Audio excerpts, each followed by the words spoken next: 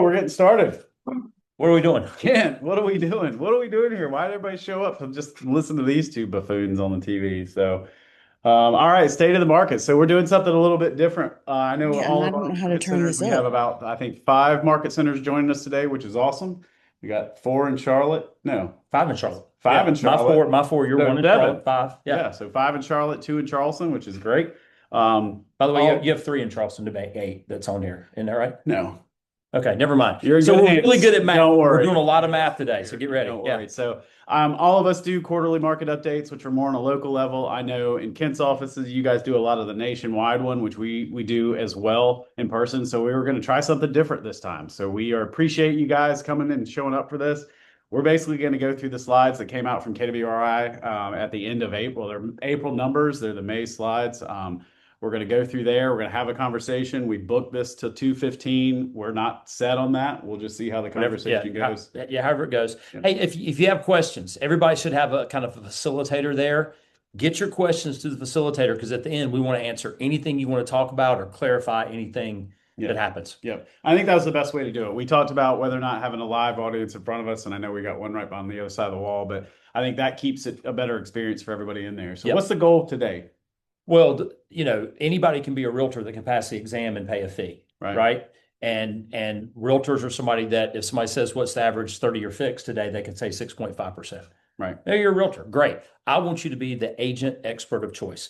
I want you to be able to say, well, the average 30-year fix is 6.5. Here's why it's 6.5 instead of where we thought it was going to be 5.9. And by the way, here's what it's going to look like 90 days from now, which is what we're going to tell you in a little bit, because that's who's going to win the business down the road. Yeah. The person that truly understands the market and communicates that. So that's just always the goal of doing this so that we have the most well-versed agents out there and that nobody can compete with us because we know this information. Yeah.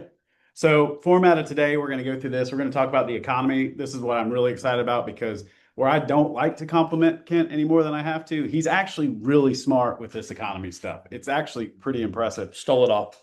The best part about it is why it's relevant, right? We're going to talk about all these numbers. Why is it relevant to the real estate market? And then as we get in the real estate market, we're going to talk national level, and then we're going to break down, and as a reminder for a lot of us, is what that looks like on a local level so we can translate that to our clients, consumers, and get the message out. Yeah. So like when I'm talking about nationwide home sales, Joseph's going to give you what home sales look like in the Charlotte metro market and the Charleston metro market. Yep. So we'll have the individual for you guys too. Yep. As a little added bonus. All right. So here we go. Well, and just here, just a thought for you.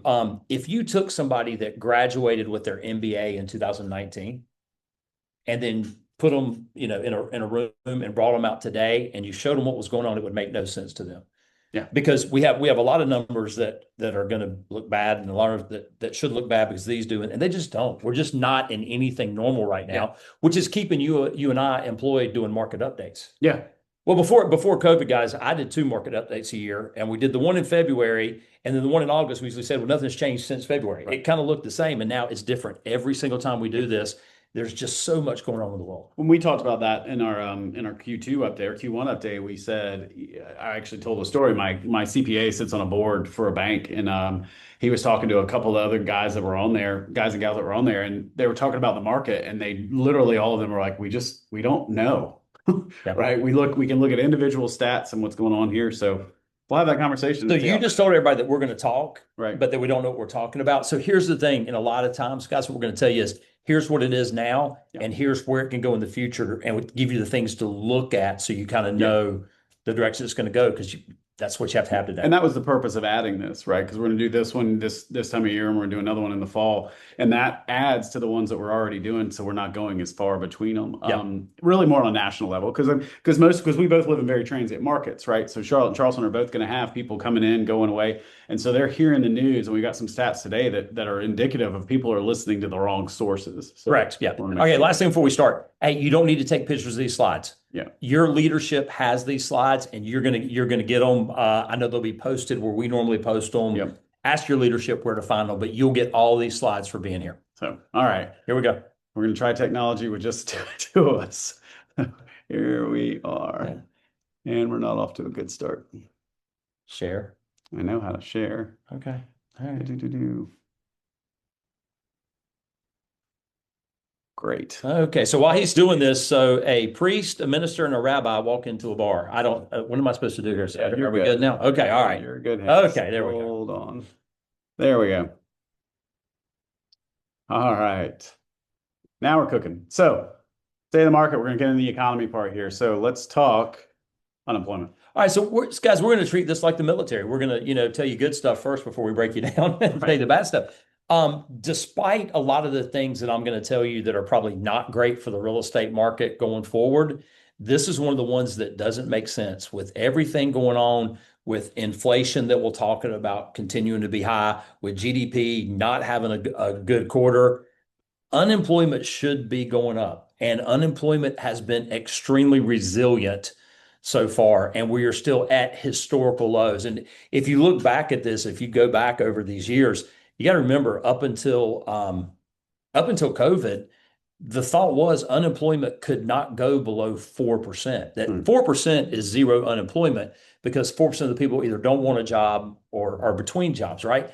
And then we've been below 4% or right above it for a long time. And it, like I say, it just keeps being resilient. And here's the good news is people typically need a job to buy a house. Yeah. And so right now, if you want a job, you probably have a pretty good chance of having one. The other thing that is not shown on here, wage growth has been outpacing inflation most months. Now, we've had a couple months this year so far that it didn't, and that's just something that we'll keep watching. But it's just hard to complain about the unemployment overall. Yeah. So break this one down a little bit. Yeah. And one more, leave it there. But one more thing on unemployment. I know in Charlotte, we're having about 3.7%. So we're actually below the national average. We're actually below zero. Well, apparently. Yeah. Well, both of us. So Charleston's actually at 3% down. I mean, both of us had a drop this year. So Charleston's at 3% down from 4.6 in January. And just a second, I'm going to tell you why I think that is. Yeah. So I didn't know that, but I'll tell you why. Well, Charlotte had the same trend, right? 3.5% is the number I had. So we're within it. Right. But also down from 4% in January. Yeah. So here's one that I really watched, Joseph. And if you go back not that long ago, we had 11 million job openings at one point, and we had 5.5 million people unemployed. Okay. So that means if you wanted a job, I'd give you two. Well, what's happened is we've seen that squeeze, and now we're at 6.5 million unemployed and pretty close to 6.5 million job openings. Right. The closer those are together, the less chance of the skill sets matching up for what we need. So in other words, when there's twice as many job openings, there's a much greater chance. So I just watched this one. You want skill sets to match up so people that want a job can have a job. Yeah. And let's talk about the job growth historically. Well, it looks a lot like our economy. Yeah. We go up, we go up, we go up, and we take a step back. We go up, we go up, we take a step back. Right. And you're just seeing we're may not be at the end of the job growth going. I mean, we are still adding jobs to this point and not backing up. And really, if you go back, Joseph, we haven't had a down year since. No, I'm sorry. No. If you go back on this graph, there we go. We practiced so hard on this. Good job. If you go back, we really have not had a decline in job growth since 2008, because you got to take 20 out of there because that was boom for COVID and we came right back out of it. Yeah. Yeah. It's been a long, great run for jobs in the U.S. Yeah. Yeah. So broken down monthly, I mean, same thing. One little, Well, and here's the interesting thing, what's going to happen, what was going to happen in March and April, were we going to take a hit because we invaded at the end of February? No, jobs have stayed strong. Yeah. Well, and so same thing. Let's talk about the local market. So in Charleston, the numbers we have for the local markets are what the percentage increase was. So in Charleston, there's actually a 4.1% increase in job growth year over year, which actually ties us for one of the highest that we saw nationwide. Charlotte didn't have as much of a percentage increase, about 2.7% increase, but that was number 2 in overall job growth. Right. So, I mean, that kind of proves the point, right? Your unemployment's going down, but job growth's going up. It's almost making it harder because there's less opportunity. Yeah, there'll be 20 slides I can say this on, but where I live is where I was born, and so I'm blessed. The rest of you got here as quick as you could. We live in a great freaking place. We just do. Yep. And the industry that we're in to do that. Now, the next slide, Joseph, this is what I was talking about. I think this is part of the reason that Charleston saw such a big jump. Yeah. Is the second one on there, leisure and hospitality. Mm-hmm. Man, there's with plane fares going up. There's a lot more people driving to places, and and I'm not saying this 'cause I'm sitting beside him or I'm talking to half the people here from Charleston. Charleston is my favorite city that I can drive to. Yeah. If I'm gonna get my car and go, it is, and a lot of people feel that way. But healthcare continues to drive a lot of the job growth in there. Yeah. Construction was one we talked about a little bit, especially if you look at the 10-year average. Look at the drop in construction, which is interesting because we'll talk about new home builds here in a bit. But here's the stat too. I looked up 30% of construction right now, when they're talking about this from a job standpoint, is relates to data centers, Yeah. which is crazy. Well, and then you take that in there and look at mining and logging, and it's really Right. not logging, it's more mining, and it's because we're trying to mine for some things that we've imported now that are really affected either by tariffs or governments, holding them out on us. Yeah. So, Yeah. All right, cool. This is my favorite part because this is where I get to take a little break. Oh, good. Because you're pretty smart on this one. So GDP, so just gross domestic product. I'll give you the brief. The goal is to be at least 2%. We want GDP, and GDP it's the value of all goods and services at any one point in time. It's what it is. You want it to grow because you need growth to support future generations, to support the economy growth. It wouldn't work if milk was $1 a gallon. It wouldn't work for milk to always be $1 a gallon. We need growth Right. to support as we grow. Now, when we met last time and GDP was looking okay, hey, good, 2.1, we're solid. Well, this is a little moving target. They actually adjusted first quarter down to 1.6. That's not good. Again, that's not a good number. The Fed's not going to like that number. They're going to want more job. They're going to want more, growth in industry as we go. Yeah. So that one kind of hurt. But if you go quarterly again, when you're looking at this, man, go back to 2008, and we've been pretty freaking solid for a long, long time. Well, go ahead and say it. 2008, the Great Recession. That's when we hit it. The worst housing market we've ever been in. Since we came out of that, I mean, dude, we're pushing 20 years of some really, really solid stuff. Yeah. So it's again, this is I'll give this a neutral. So the job report was good.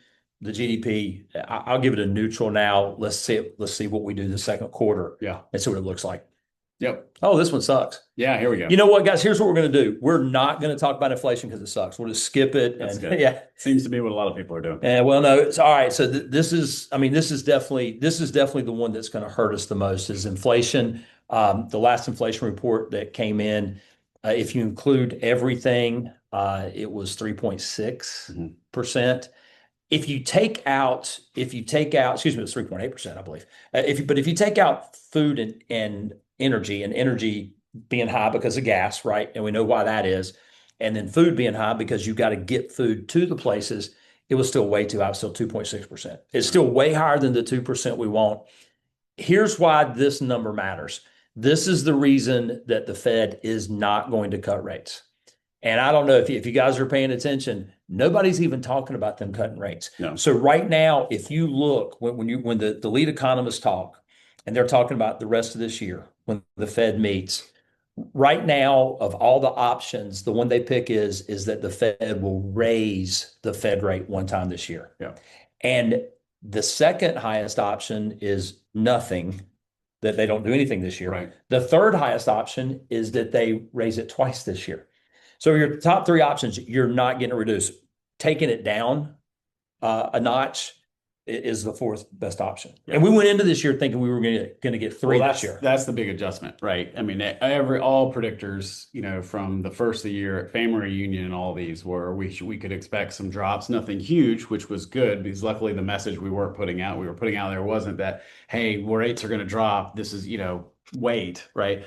Now we're seeing that not only are they not going to drop a little, they're definitely going to flatline. Yeah. So everything we've done so far, when we talk about employment, we talk about GDP, we talk about inflation, all this is going to lead us at the end to the mortgage conversation. Right. And so just hold all this in there. But Joseph, one key sign to me that they're not going to reduce it is even the Trump administration isn't even talking about it. Yeah. They're not even mentioning it. They have the new Fed chief was handpicked by Trump. He's in, and they're not even bringing it up because there's no way when they meet this next time. Yeah. There's just no way that they're going to reduce it. I don't think they'll raise it at this point. But I'm going to give you a thought. I'm going to give you a proof of inflation. Okay. Okay. If you go back when COVID started, we went from households were saving about 5.5% of their income. COVID happened and it jumped to 11% because hey, we're going to spend money. Everything was closed. Right. So you had this personal savings rate of 11%. Well, it's been falling. April of 2025, it had fallen back to 5.5%. April of this year, 2.6%. And the reason it's 2.6% is because it's costing people the money to through inflation to spend. They're spending it. Right. They can't save it because everything costs more. Yeah. Yeah, there it is. It is 3.8. 3.8. So yeah, Yeah. have that on there. Yeah. So again, this is the important part too. It's, we're going to keep kind of harping on this a little bit. The job that we have is to explain this to the consumer, explain this to our clients, and do it as if you were your financial planner. If you met with your financial planner, we just, did our quarterly update with ours. And she's like, listen, my job is to explain to you what the risk is. Your job is to tell me how comfortable you are with risk and which way you want to go. Right. And so that's what we got to do with our consumers. The three things that we just talked about. So I said that that jobs, that's actually a good number for the economy. GDP, I gave it a neutral for the economy. Inflation, I gave as a negative. So you had good news and kind of no news and bad news. That's for the economy. For you, there's no good, bad, or neutral. It's just facts. These are the facts that you play with and that you help people make the best decisions for themselves. And you're knowing the facts. Don't say, oh, inflation's bad. No, this is what inflation is, and this is how it's going to affect us going forward in the market. Yep. And here's why this is important. When Joseph goes to the next slide. Yeah. Okay. So it's the lowest ever. Right. Since they started tracking it, consumer sentiment is low. Well, and I get why. There is more uncertainty in the world than there's ever been, right? Yeah. There just is. There's a lot going on, and we're not getting rid of any of the uncertainty. We're just seem to be adding to it. So right now, I get it. Consumer sentiment is low. Right. Deal with it. Well, specifically, I mean, this one doesn't help, right? This one specifically consumer sentiment with the survey that says, is it a good time to buy a home? This is what we're dealing with, right? 17% down. I mean, here's what's interesting though, look at where it was its high. Well, one of its highest, 2006, 61%, kind of ducked down a little bit in there. Some people were getting smart, but not a lot. Yeah. Because that would be the argument to say it wasn't a good time to buy, but no one knew what was going to happen in 7 and 8. That's true. Well, so the first time I saw this slide, when Gary Keller showed it, and Gary Keller, he looked at Jay and Reuben, and he said, so it says that consumer sentiment is a good time to buy a house, that 17% of the people say yes. And he looked at Jay and Reuben and said, so what does that tell you? And they're like, I don't know. Gary said, it tells me that only 17% of the people are paying attention, because it's always a good time to buy a house, because real estate always goes up in value over time and very seldom goes down at all, even for a blip.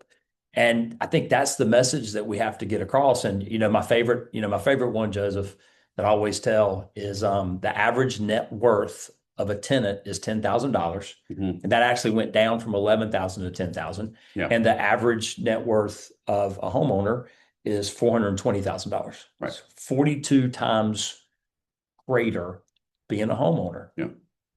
So, well, I mean, again, it's sentiment, right? And I think it's important for us to know this too, because as we're out, I spoke with one of our teams yesterday at their team meeting, and one of the frustrations was finding buyers who want to or can buy, right?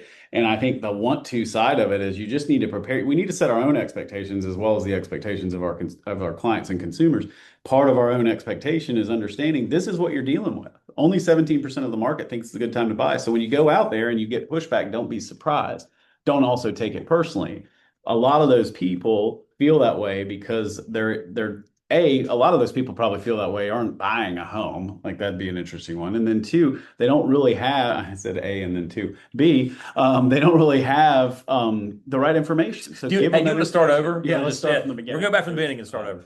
So yeah, it's again, something to know, but here's what's happening in the real estate market. All right, here we go. Here's what you guys really want to see. What are home sales going to do?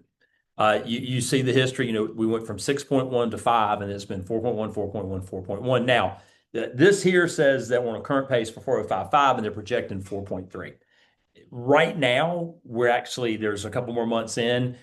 The current pace is below 4. Yeah. We're actually behind where we've been Yeah. the last 3 years. Now, Gary Keller from Stage in February, when he predicted, he's the one that predicted 4.3, and Dr. Young predicted 4.5 to 4.6.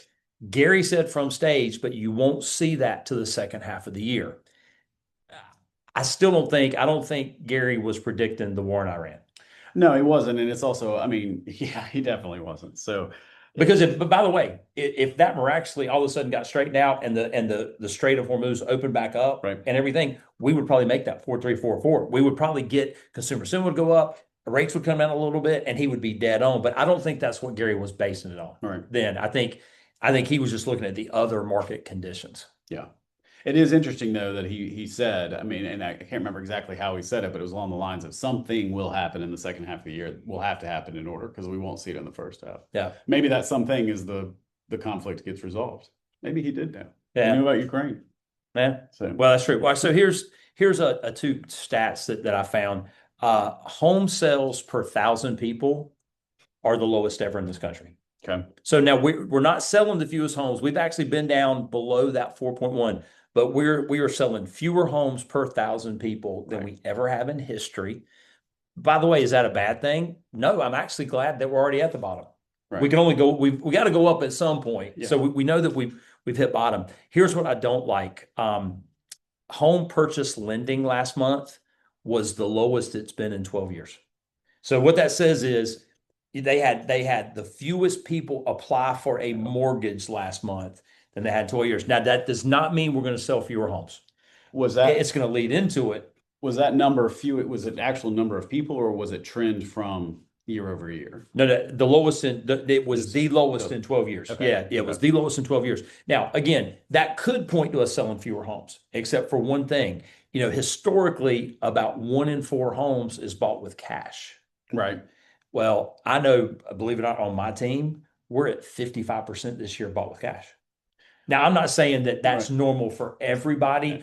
I just think there are more homes. And by the way, it's not always their money. I know that we had a client on the team that was looking up to 450. Right. And they had the loan approval and everything. And they called and they said, hey, we want to move our search up to 700. And they said, well, we're going to need a new approval letter for that. And they said, no, our parents are going to buy the house. And then they are going to do the loan with us. So that's actually a cash purchase that went through. And that, man, if you live in California, 18% of homes that trade in California are passed down to a generation. Yeah. What if you lost 1 in 5 houses and you didn't get a chance to sell them because they're just going to give it to somebody? That would not be good for your business. So another reason not to move to California. Well, yeah, one of many. Yeah, and I was just looking up again and confirming. It's about 18 to 20% in both Charlotte and Charleston as far as cash deals that come out there. So yeah. Yeah, so you're actually a little bit below the national average, but I don't know. It's just something to watch. Yeah. And here's what we were talking about. If you look at this every single month, I guess April we were just up a little bit. Yeah. But we're just a little bit behind, where we were last year. Yeah. It just continues. But hey, that's the national. Tell me about the local. Yeah. So well, let's jump into the local. So we've seen this before, right? We saw what was happening in Charleston. It's really kind of a flat line. So it's a small increase, right? Increase of a couple percent. Actually less than 1% that we had in there. So again, here's the thing to keep in mind. We look at it from a trend standpoint. We got to look at all these numbers from two different vantage points. Number one, for a trend, so we know how to kind of see what the market's going on. We also have to look at it from a business standpoint. I mean, at the end of the day, in Charleston, there's still 2,800 homes that sold, right, in a quarter. So you've got you've got almost 6,000 sides available. Enough to make your goal. Enough to hit your goal. Yeah. There's not a person on this call who, if they got their fair share of that, wouldn't be able to hit it. Charlotte saw a little bit of a different, right? Charlotte saw a little bit of a drop, about 6%, 5.9% drop, 5.8. That was something that raised an eyebrow, right? We're looking at this saying, okay, in Q1, we saw a little bit of a drop there, especially when you've got all the other signs pointing towards positive in there. So we're going to keep an eye on kind of how that turns out in Q2. But it was a slight drop on all parts there. And I don't. In a minute, we're going to talk about affordability. And I think Charlotte's getting affected more by affordability than some places are right now. But we'll talk about that. And guys, just so you know, whenever Joseph says Charleston, he means the greater Charleston area that covers however many counties. Yep. Same with Charlotte. The Charlotte metro for us. It's Mecklenburg and all the surrounding counties there. So this does apply specifically to you Yeah, as you're going through. Yeah. 100%. So that is, I mean, we just keep an eye on it. Again, same thing applies. In Charlotte, you had 6,300 closings, right? So there's 12,600 sides. It's enough to hit your goal, right? We just got to figure out if we're not getting our goal on that, we need to be adjusting who we're talking to. So I did take more listings in Cornelius yesterday. Okay. And one of the things that they kept saying was take your unfair share. Right. While I was sitting there, because, of course I have all my numbers, and I went and pulled, and in 2021, the market did go up in 2021 when we sold 6.1 million houses. Yeah. I think it went up 18%. I went up 30% that year. But then the next year when it went down 18%, I went down 20%. But then while that market went down again, and then even, my percentage has gone up every single year. And the highest percentage increase I've had is year to date this year. Yeah. In my business. And it's just because we're just focusing on what matters. Yeah. How are we going to get the most appointments out there? Yep. But when the market turns, everybody typically takes a hit because nobody's prepared. We're never prepared for it. Right. Those that get out of it the quickest are the ones that comes through. So, all right, home prices. Again, I call it flat. Yeah. Now, when you look at home prices overall, in the West, home prices are actually up a lot. And they're kind of counteracting some of the rest of the country. And it's just because right now so much AI is based in San Francisco and out West. It's driving those up. It's also prices are up in the Northeast. In the middle of the country and the South, in a lot of places, prices are actually down this year. But at the end of the day, it's no more, when you look at places, it's no more than +2 or -2%. Yeah.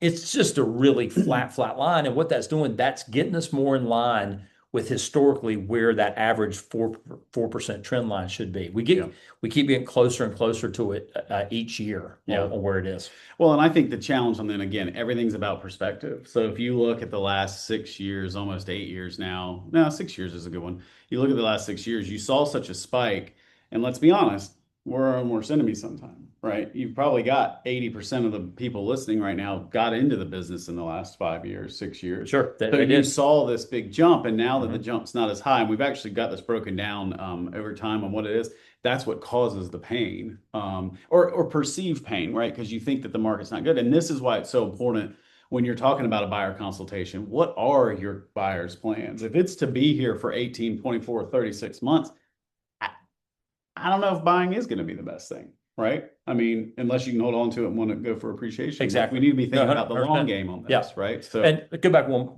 before you go, just so you know, and I'm glad that there's all realtors on here. And if you invited a lender today, don't let them say bad things about me.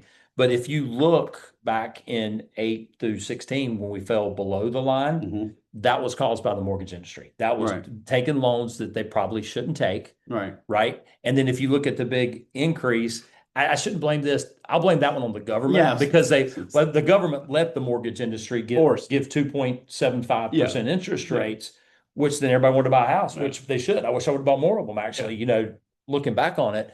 And so that is a function of the mortgage industry on both of them, with the government being a big influence on one of them. Well, and I think that what's interesting, if you look at these, the correction is the quote unquote correction. If you look at 2019, let's see, 2020 to 20 now, the correction, so to speak, is not as drastic.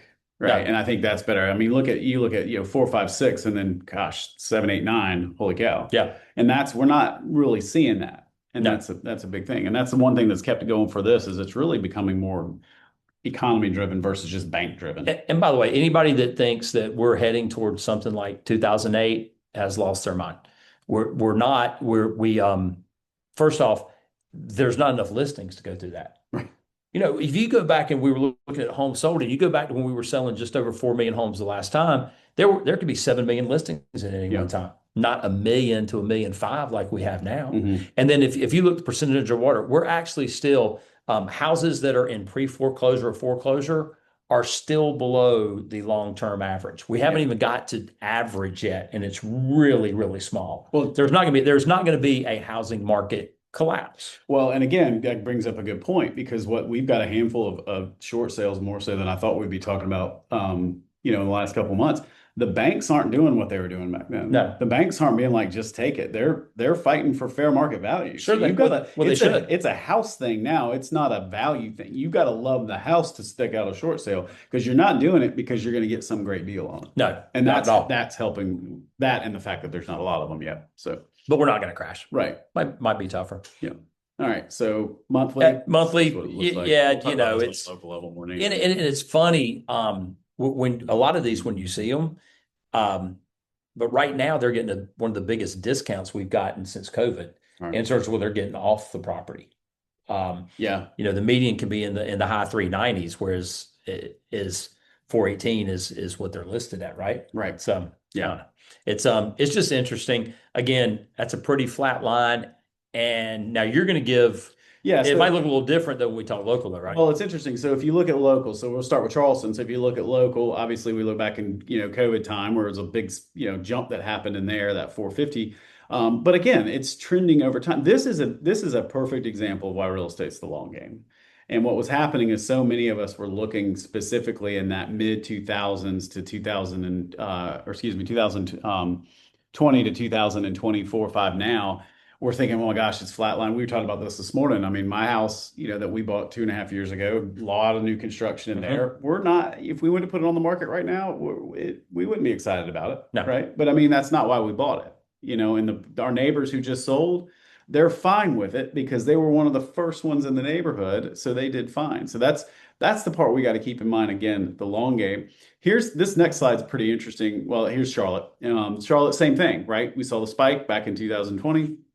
We saw the same thing, a little bit more of a flat line now we're seeing in there, the seasonal side of it. And by the way, Joseph, I like a flat line on prices, especially as interest rates stay up. I don't need values to go up a whole lot Right. until we get some relief on interest rates and we get more in line because we're going to get to affordability in a minute. And Yeah. that is affordability, is those two things. Yeah. This is interesting because this breaks it down by quarter. And this was the change in median sales price quarter over quarter. I think the reason this is interesting is it helps give perspective of why people are thinking the way that they are. Because if you took out that spike from 2020 to 2024, or excuse me, 2022, and you just had the trend lines we're seeing right now, nobody would be as alarmed. No, because by the way, it did go up every quarter. It did go up every quarter. And Joseph, has your business gone up every quarter over that period? Yeah. No, it hasn't. I know it hasn't. You've had. I'm talking in our offices, right? And my team. It doesn't go up every single quarter. Yeah. That's not typical. It goes up every quarter. That's not typical in the business world, but in the home ownership world, it is. It's not unusual for you to see long periods of every quarter. Then you might have a small downturn, and we've got slides that can show that. Man, over time, real estate is an outstanding. I mean, but look at that. In 2022, Q2, 22%. That's huge, right? That's huge. And what's happening is you saw your neighbor do that, and now you're only seeing 5% and you're upset about it. It's like, but the thing is, you got the same 22% jump then. 100%. Exactly. You made it. Exactly. Yeah. So Charlotte, same trend. A couple small dips, right? There in 2023, but for the most part, the trending is what it is. Yeah. So, all right, affordability. You keep looking at your watch. I'm looking too. Don't worry. No, we're good. No, we're good on time. All right. But I don't want to talk about this. This sucks. All right. So we'll go back to yeah. All right. Well, here's a tough one. You've heard the expression, I didn't know how good I had it. Right. I didn't have it anymore. Right. We didn't know how good we had it because we had that run of affordability being amazing from starting in about 2009 Right. and went down, and it stayed all the way through the COVID, man. Yeah. And 17, 18%, lowest in history. And I remember, here's what I remember is that I wasn't talking about it then. I was not talking about how great affordability was. I didn't start talking about how great affordability was, so it wasn't good anymore. And that's when I realized, well, damn, we had it good. Yeah. And now we don't. We're even above the trend, the historical trend line of 27%. Last year we were in that 32, 33% on affordability. But at the end of the year, we started getting some of it back. And it actually fell as we got to the end of last year, beginning of this year, and it was getting really close to the 30. Anything under 30, I'm pretty good with, right? 30 and under. I mean, we were right there above that 30, and then the Iran war starts, and interest rates go up. And remember, affordability, guys, all that is the price you pay and the mortgage rate that you have. Now, how much, in other words, how much of your income per month goes to principal plus interest? That's what this chart is. 30 we can live with. 40 gets disastrous, man. If it goes to 40%, you're gonna have trouble selling anybody a house. Yeah. But we didn't like the 32, 33. We saw it coming down. Interest rates have gone back up, and although prices are flat, that's caused us to be back in that same 32, Yeah. 33%. That can be different where you live. Yeah. Well, I think this is why it's super important to just understand what you're doing when you're paying a mortgage payment and you're buying a house. Because yeah, it takes 32% of my income to purchase now or to live now. If I do that in a house versus renting, this is where we had to say that, how do you get over the rental objection? Well, this is it right here. This is it. If you're going to put your money towards housing, put it towards housing where your mortgage is having a large portion of that payment's buying equity down, including what we've seen, appreciation over time. Well, what all you're doing, so if you're renting, you're just giving money away. And I get, well, my rent's going to cost me 20%, and this is going to cost me 32%. But if you look at it, so part of that money that you're paying and your rent, that's all gone. But part of the money that you're paying, Right. you're getting back, you get to keep. You get back. Yeah, and the value of that property is going up at the same time. So Right. now you're getting more back. And I basically just locked in my rent for 30 years. Right. Yeah, I mean, That's the big one. Yeah, I just locked it in, and because I guarantee you, rents maybe will tick down, and they actually have. Like in Raleigh and Charlotte, the rents are maybe down just a fraction, Yeah. but over time, rents go up just like home prices go up, and you're locking it in, and it just goes back. Average net worth of a tenant, 10,000. Average net worth of a homeowner, 420,000, 42 times greater. Why not lock in that forced savings account? It's a forced while you savings. can? That's exactly what it is. All right, here's the bad news. So man, this is a new one on me. In 2019, Mhm. the median income it took to buy an average house, $79,000. Right. Okay, that was the median income. Today, it's 146,000 median income to buy the average house. That's a huge Yeah. number in 6.5 years. Well, this is what giant number. This is showing that. Well, it's because of affordability. Yeah, it's what this is showing that right there. But It's just a big tell, jump. but so I'm saying it used to be 79,000. That's 146. What did you say? If you were considered low income? I saw an article. I should probably verify these numbers, but I saw an article just came out in Charleston. They were saying that I think below $67,000 a year in the greater Charleston area was considered low income. Was considered low income. So by the way, if you're a teacher and you're married to a teacher and you both have a full-time job, you could still be low income. Right. That's, by the way, that is sad.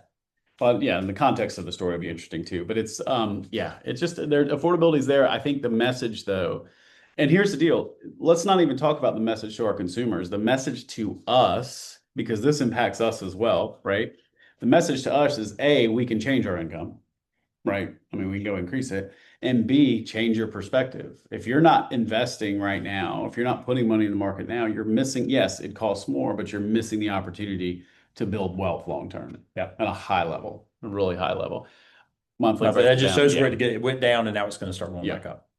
All right, inventory. Well, okay, inventory. I mean, this is actually good news that inventory continues to tick up.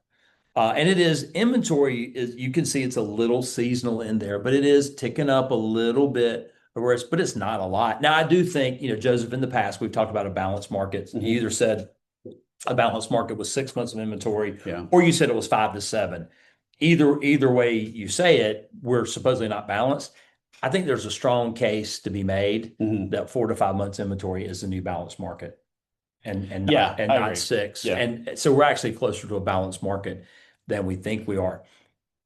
Why is it good that inventory is going up? If I'm a seller and I want to be more competitive, Well, if you're a seller, maybe it's not good news. right? I'm just talking to real estate agents. And if I'm a real estate agent, I would love to have a balanced market all the time. Here's the thing, as a real estate agent, you never have a balanced market because it's a pendulum. Right. It's a seller, it's into the seller's advantage, and it swings back, and it just does it. And you're never in that market for longer than an instant. But we just want a balanced market. I mean, if we had the same number of buyers and sellers, give me the same number of buyers and sellers, and give me it's a 6% mortgage rate all the time, and this would be a really easy job. But then Right. we'd have even more people trying to do it Yeah. than we do. So just be thankful we have. Now inventory, Joe, here's an interesting one though, and here's what could hurt us on inventory coming up.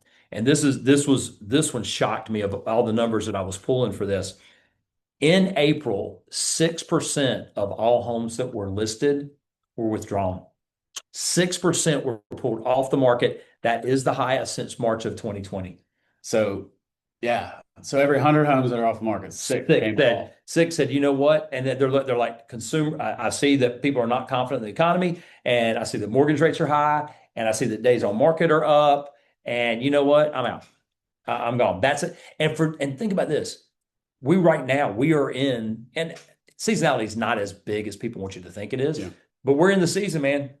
Right now is when I mean, if you were going to keep your house on the market, April would not be one of the months I would pick to pull my house off the market. Yet 6% of the people did, highest number since COVID started. To me, that's a big deal and definitely something to watch. Yeah. And does that start to affect in the That was market? nationwide.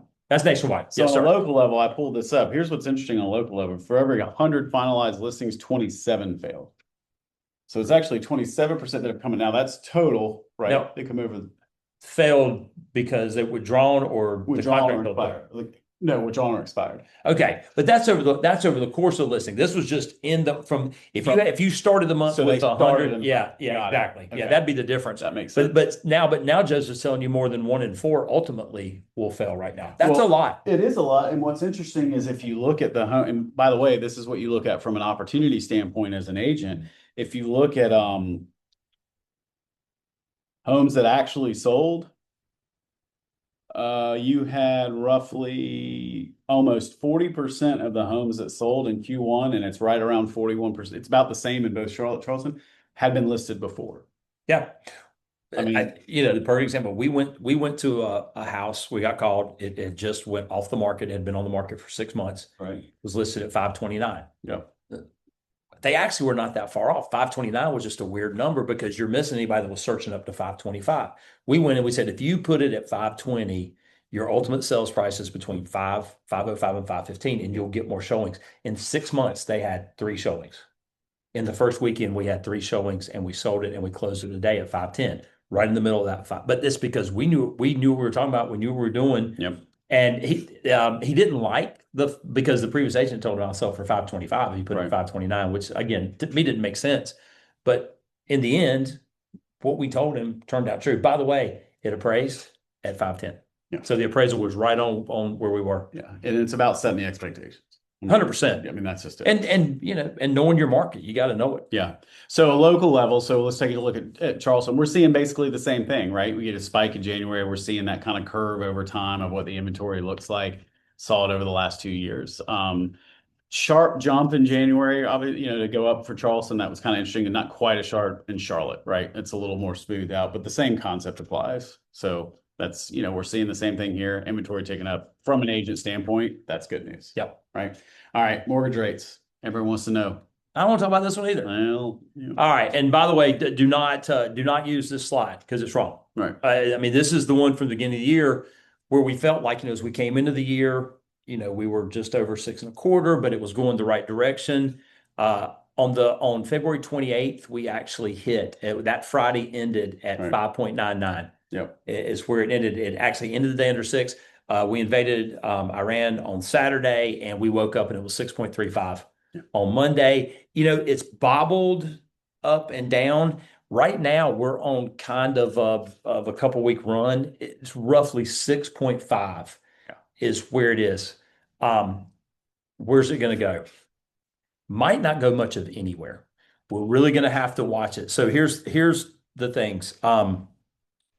If we keep losing confidence and that 10-year treasury continues to go up, interest rates will go up.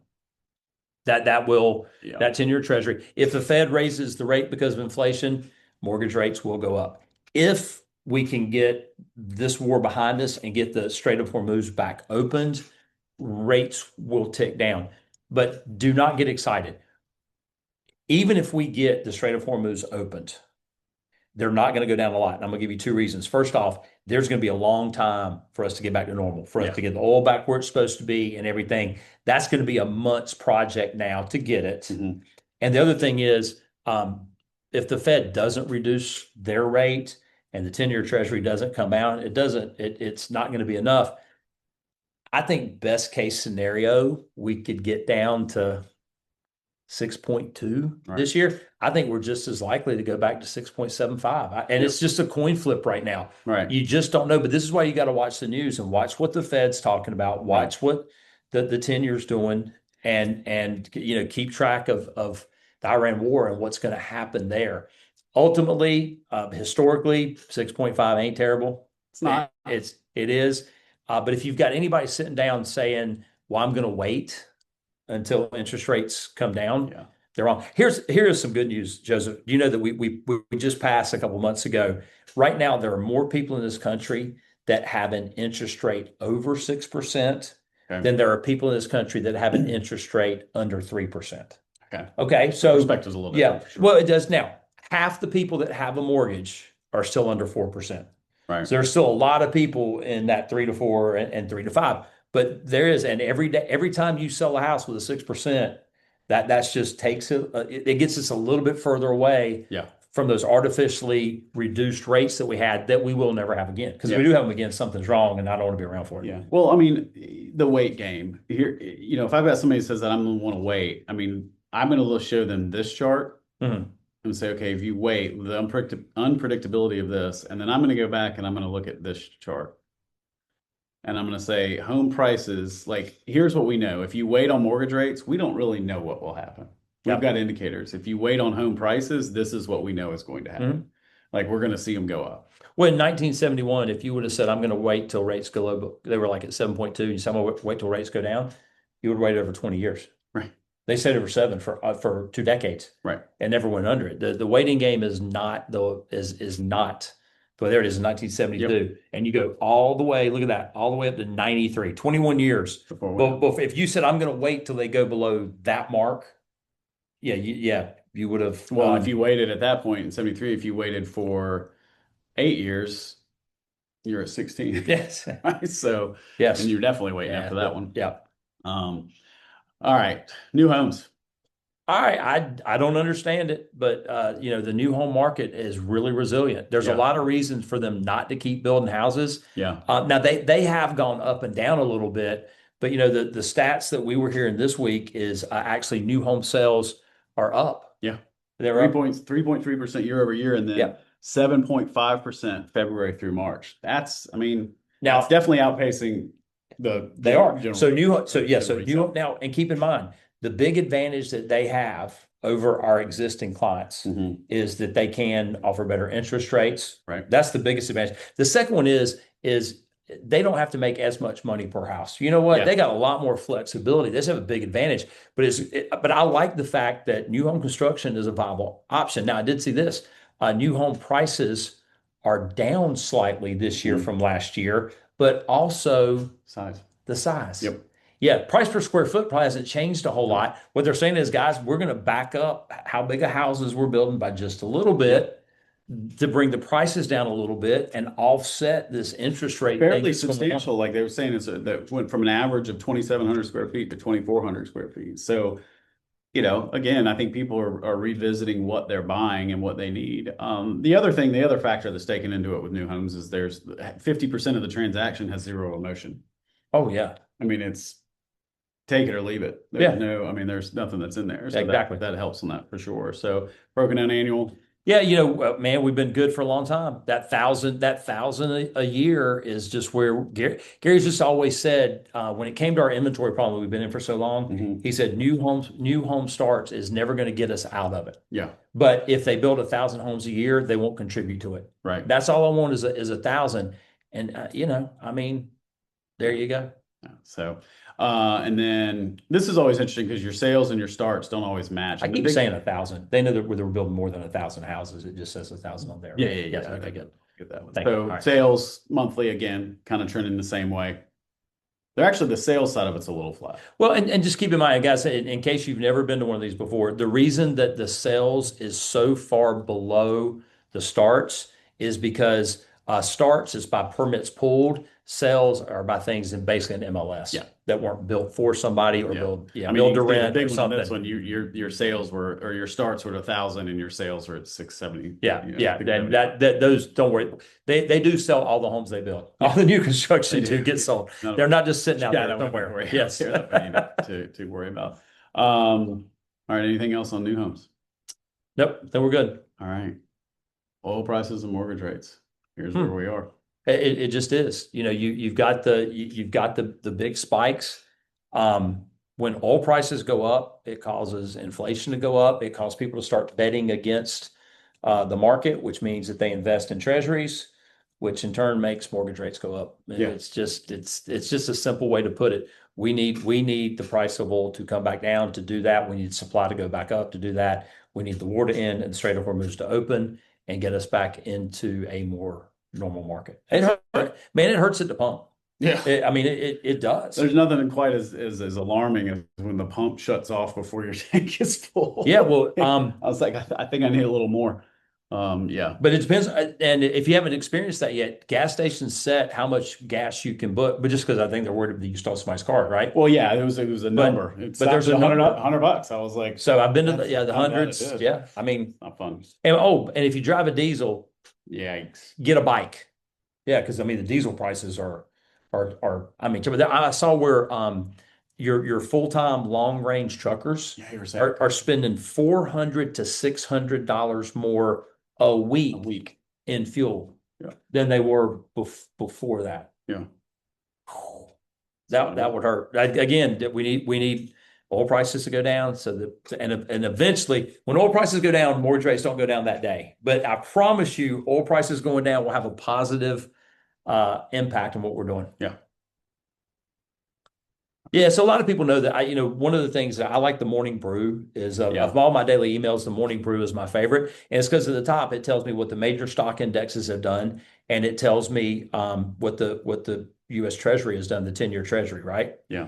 And I follow that because typically there's about 2 points between that 10-year and where mortgage rates are. Yeah. And it's if you look at it, go back to when we were at 3. Well, look where the U.S. Treasury went to. It went all the way down there. Yeah. Yeah. I mean, it just went way down below 2%. That's why I watched that one. I look, what's the 10-year Treasury? Add 2, and I probably can tell you what that day's average 30-year fixed is. It just kind of stays typically that close, especially long term. It might fluctuate, before and after, but Yeah. I just to me that's an easier one to watch than worry about what the Fed's going to say every 6 weeks. Right. Because that one comes out every day. All right, here's where it is. Yeah. What do we do? And this says 4.21. I think when I looked this morning, it was 4.6. Okay. And interest rates are 6.5 roughly on a 30-year up. fixed. I Huh. was still tracking. Funny. Yeah. Isn't it funny how that works? Yeah. Yep. All right. So what did we not cover? I probably have to ask them. Yeah. Here's the thing. I think anybody that just listened to what we did is going to be the smartest person at the cocktail party this weekend. Right. They might not know everything, but I guarantee they know more than everybody else about the economics of real estate. And Yeah. if they're able to talk about that at a high level, whenever that person does think about buying, selling, or investing in real estate, they're going to think that you're the smartest person in the room. Yeah. So if you guys have questions, if you want to let your facilitator know, we can type some in here. But by the way, I am the smartest person in this room on that Economics Real Estate because there's just me and Joseph in here. So yeah, there you go. Yeah. You're strategic on who. Yeah, very on who I invited in. Yes. Yeah. So how do we use this information while they're coming up with questions, if they have any? How do you use this information with your business? Well, there's 2 ways. First, internalize what we talked about today. Get and know how to talk about it. The second thing is you've got access to these slides now. Yep. Like your leadership will tell you where to get them. Yeah. Some of these might need to be in your listing presentation. They might need to be in your buyer presentation. Yeah. But just learn how to talk about them. Yeah. Where do you go? I mean, you've mentioned a couple of sources, right? I mean, I know that we're the best source for many of you, and I'm sorry for that. In the event you needed to go to more, you said the morning brew. All right. So here's where I get my information. These are I'm going to give you 3 daily emails: the morning brew, daily valet, and 1440 daily digest. Those are the 3 that I get every single day. Same again. Morning brew, daily valet, 1440 daily digest. Okay. So there's 3. They're free. Okay. You just sign up and they're my inbox. The 4th thing would be is called the playbook, and the playbook is done by the morning brew. It comes out on Fridays. But the playbook is all about real estate. I don't know why I call it playbook, but it just it recaps and it gives you current days on market, current inventory, current prices, and current mortgage rates. Very first 4 things it covers. And what I like about it, it says we're here today and we were here last year. By the way, last year mortgage rate 6.8. 6.5 doesn't sound so bad now when you think, wow, a year ago it was 6.8 still. Yeah. Yeah. So I do those. I every month I listen to the Keller Williams Market Update. Yeah. We listen to that podcast, and that's Ruben and Gabby do that. And then, if you really like what we just did, the TNT Business Podcast, KT, shameless plug. yeah, KT and I do that. And our most regular guest, just I don't know if that's a selling point for I don't but I will nobody say, from Charleston is going to listen now. That's right. But we talk about the market a lot. And by the way, if you want a recap of this in a little shorter version, next Wednesday, the TNT podcast comes out every Wednesday. KT and I will go through these numbers as well. So you have another resource you can go back and listen to. God, I'm so glad that I get to promote your podcast. Isn't that great? Yeah, it's awesome. Yeah, the Housing Wire is a good source too. They've got a good, it's like a 12, 15, sometimes 15, 20 minute. They do it daily actually. Got some good stats in there. You got to filter through it. All right, so you see the question Jan's got. So we blow it up. So does Kent only share, or do you look at the 2.5? So I only What look. was the question? Oh, I'm sorry. Thank you for She said, do you only look at the 10-year or do you look at the 2.57? I really only look at the 10 because that is the one that represents the best, that long-term look. Now, you might be way smarter than me, and you maybe can look at the shorter ones and digest some information out of it. But the 10-year is the one I've always been pointed to. Yep. I do like Mount Pleasant said they have no questions because Joseph was so well spoken. Which, by the way, somebody's going to ask for a raise today. Yeah, it's like there's Mount Pleasant. There's a bill coming for that one. So here's the deal. We'll go for a couple more minutes in case there are questions. Use this information, right? There's, the entire purpose in our business or entire way to build our business is having conversations with people and providing value. And we've got in here however many slides. Some of them you can explain well, some of them you can't. Go back, watch this, share this with your consumer, or use this as an opportunity. Absolutely copy everything that we did and start making your own clips from this, right? Make your own content. I'm not talking about being a content creator, but you want to get in front of people with some valid information and valuable information. Use this. Now, the reason I'm laughing is Joseph just gave you permission to steal our material. And I'm laughing because we stole all this from somebody else. We don't come up with this. It's all we get. We steal the slides from KW and from wherever you get yours. You got Chartmasters. Yeah, from Chartmasters. So we steal their stuff. Now, we do some research around it, right? But I didn't go and physically find out what the inflation rate was. The government told me. I just go and pull the number. Right. So yeah, please steal all this because we stole all of it ourselves. Well, the important part is the conversation around it, right? Lindsay's going to appreciate that. The conversation around it. And are you having the right conversations around this? And that's hopefully what you'll take from this is, again, if the two of us can have a conversation about it, you can as well. And it's about, Vince always says it's like taking the complicated and simplifying it. He says it's much better than that. That's all you need to do is take this information that's complicated and simplify it for the consumer. No questions? Tell you what. That either means that I know my university office, they're going to a bar after this. Yeah, they close. So I know why university has no questions. They're like, please, they're cheering. Please shut up is what KWRI Unlimited is saying. And then everybody else, you fed your people pizza for lunch. They probably fell asleep during this. Right. I don't know what Not my everybody pizza. God, put the gavel down. All right. Appreciate you guys. If you need anything, please reach out. You probably have tacos in West Ashley. There we go. I'm on my way. See, we mentioned food and people start putting things in the chat. Now they're talking. All right. Thank you. Thank you, guys.